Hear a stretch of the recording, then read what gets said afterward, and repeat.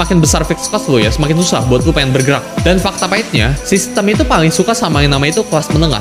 Karena kelas menengah itu punya slip gaji, ya masih punya alamat, masih punya nomor telepon, terus saya punya rasa malu, pengen punya mimpi itu masih ada. Sedangkan orang yang miskin, kelas miskin, itu nggak punya alamat, nggak punya nomor telepon, mereka itu nggak punya gadget, nggak punya gaji bahkan. Jadi gimana cara nagih? Nggak bisa. Sedangkan yang orang kaya itu punya resource ya buat menyembunyikan itu semua. Kadang orang kaya itu nggak ada KTP-nya, alamatnya itu bukan alamat mereka. Jadi ketika ditagih susah, nomor teleponnya itu kadang bukan nomor telepon mereka, tapi nomor telepon orang luar negeri.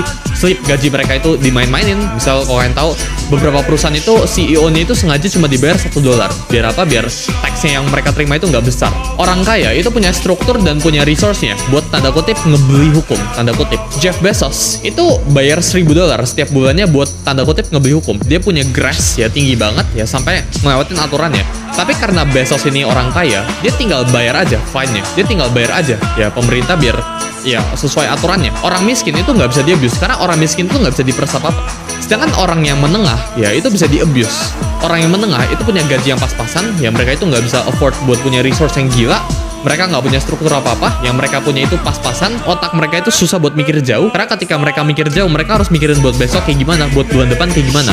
Otak mereka itu mikirinnya itu from month to month, ya dari paycheck to paycheck.